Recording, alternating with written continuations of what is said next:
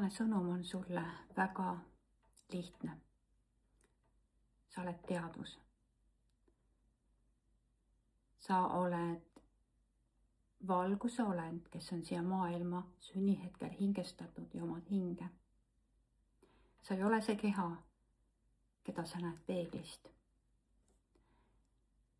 Ja sinu tööriist on sinu enda teadvus, mis loob sulle mõtteid, paneb sõnu pähe ja teadvustades, et iga sinu sõna ja mõte on loov ja ainuloov, siis sina, olles looja olevus, lood kõike seda, mida sa enda ümbritsevas maailmas siis koged, näed ja mis on sinu reaalsuseks. Kõik sinu sõnad ja mõtted omavad vastavaid vibratsioone, mis siis kirgavad välja vastavat vibratsiooni ja tõmbavad samasugust vibratsiooni enda poole tagasi. Nii et sina kui teadvus kirgad endast välja informatsiooni, mida sa sisaldad ja seeläbi vastavat tõmbad ka enda poole.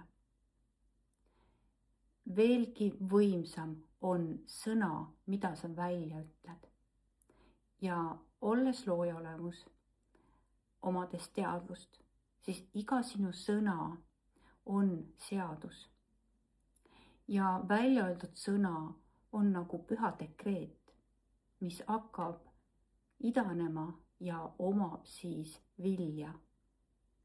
Seega on see tohutu võimas loov jõud, mida sina omad läbi enda teadvuse ja seeläbi enda sõnade, mõtete ja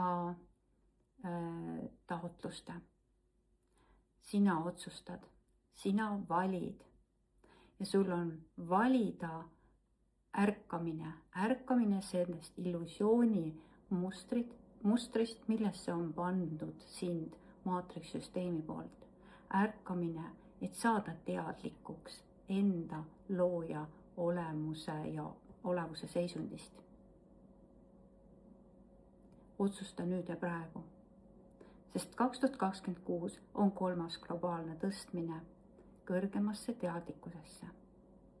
Otsusta ja vali minna sellega kaasa.